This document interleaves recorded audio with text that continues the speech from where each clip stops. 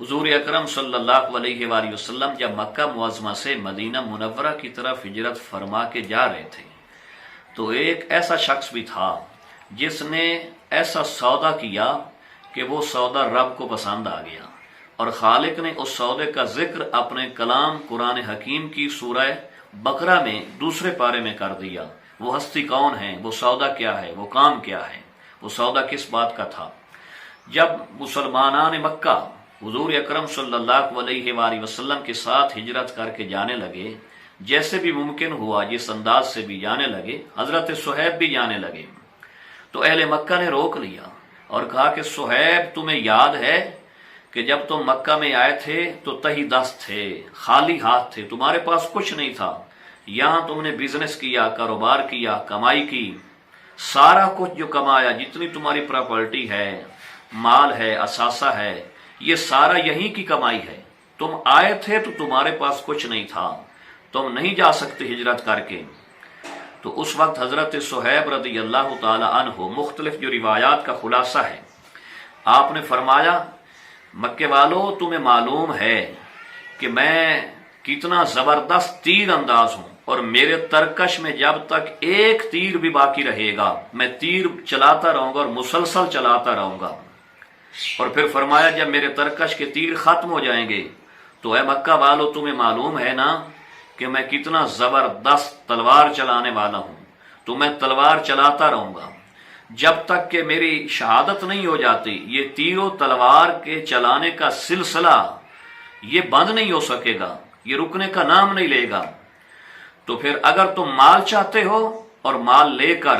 میرا رستہ خالی کر سکتے ہو تو پھر بتاؤ تمہیں مال چاہیے؟ انہوں نے کہا کہ ہمیں مال چاہیے۔ تو آپ نے فرمایا میرے گھر کے سین میں، میرے گھر کی چار دیواری میں فلاں جگہ میری زندگی کی کمائی موجود ہے، وہ کمائی اٹھا لو اور نبی علیہ الصلوۃ والسلام کے ساتھ جانے کا رستہ خالی کر دو۔ تو انہوں نے کہا ٹھیک ہے۔ انہوں نے مال کی جب نشاندہی کی نا حضرت صہیب رومی رضی اللہ تعالی عنہ نے، تو قریش مکہ، اہل مکہ نے ان کا مال اٹھا لیا اور حضرت صہیب رضی اللہ تعالی عنہ کو ہجرت کے لیے ان کا رستہ خالی کر دیا۔ تو جب یہ سودا کیا، یعنی اپنی زندگی کی کمائی نبی کریم صلی اللہ علیہ وآلہ وسلم کی محبت میں جب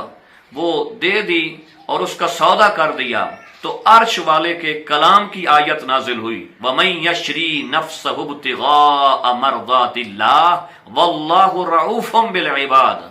کہ وہ جو اپنی جان کا سودا کر دیتا ہے اللہ کی رضا کے لیے تاکہ میرا رب مجھ سے راضی ہو جائے،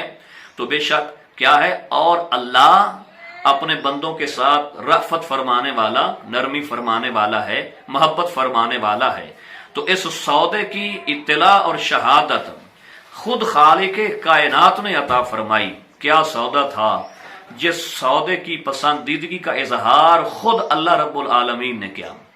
کیا انداز تھا۔ تو پھر حضرت صہیب رومی رضی اللہ تعالی عنہ، آپ نے جب ہجرت فرمائی اور اس وقت حضور اکرم صلی اللہ علیہ وآلہ وسلم قباء کے مقام پہ پہنچ چکے تھے، جو مدینہ سے چند میلوں کے فاصلے پہ ہے، وہاں پہ پہنچ چکے تھے، اور حضرت صہیب رومی رضی اللہ تعالی عنہ وہ بھی وہاں پہنچ چکے تھے۔ جب نبی علیہ الصلوۃ والسلام کے پاس پہنچے تو حضرت کلثوم بن ہدم جو کہ قباء میں میزبان رسول تھے، جب ان کے گھر میں نبی علیہ الصلوۃ والسلام جب قیام پذیر تھے تو نبی کریم صلی اللہ علیہ وآلہ وسلم کے یہ صحابی حضرت صہیب رومی وہاں پہنچے، تازہ کھجوریں رکھی تھیں، چونکہ تھکے ہوئے تھے، بھوکے تھے، تو نبی علیہ الصلوۃ والسلام کے پاس جو کھجوریں رکھی تھیں یہ بھی پہنچ گئے اور کھجوروں کی طرف جلدی کی کھانے میں۔ جب کھجوروں کی طرف جلدی کی نا کھانے میں، تو حضرت عمر فاروق اعظم رضی اللہ تعالیٰ عنہ وہ بھی وہاں موجود تھے۔ تو حضرت عمر رضی اللہ تعالیٰ عنہ آپ نے مزاح فرمایا اور آپ نے فرمایا کہ دیکھیں یا رسول اللہ صلی اللہ علیہ وآلہ وسلم، حضرت صہیب کی آنکھ وہ آشوب زدہ ہے، پانی آ رہا ہے، سوزش ہے اس میں، لیکن یہ پھر بھی کھجوریں کھاتے جا رہے ہیں۔ تو حضرت صہیب رومی رضی اللہ تعالی عنہ جن کا مزاج مزاح سے بھرا ہوا تھا، آپ نے جواب ارشاد فرمایا کہ یا رسول اللہ صلی اللہ علیہ وآلہ وسلم، میں تو تندرست آنکھ سے کھجوریں کھا رہا ہوں، وہ جس سے پانی آ رہا ہے، سوزش ہے، وہ جس کا رنگ بدلا ہوا ہے میں اس سے نہیں کھا رہا،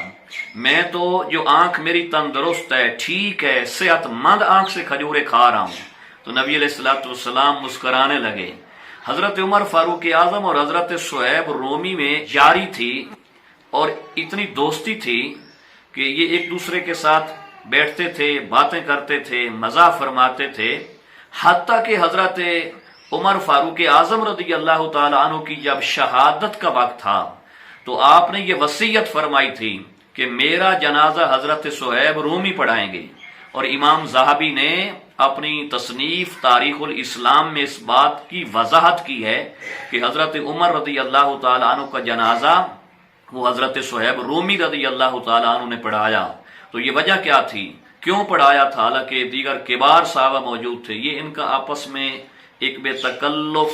ایک جیسے دوستی ہوتی ہے، ایک ان کا آپس کا تعلق ہوتا ہے،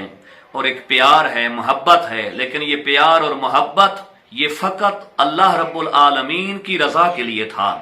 تو یہ وصیت کر دی وہ جنازہ پڑھائیں، تو سو انہوں نے جنازہ پڑھایا۔ کیسے کیسے لوگ تھے، زندگی کی کل کمائی دے کر اللہ اور اس کے محبوب صلی اللہ علیہ وآلہ وسلم کی رضا کا سودا کر لیا۔ تو اس رضا کے سودے پہ پھر قرآن کی آیت اتری، کیا کہنے، سبحان اللہ، ان نفوس قدسیہ کی کیا شان تھی، کیا عظمت تھی۔ تو جن کے سودوں پہ قرآن اترتا ہے انہیں حضرات صحابہ کرام کہتے ہیں۔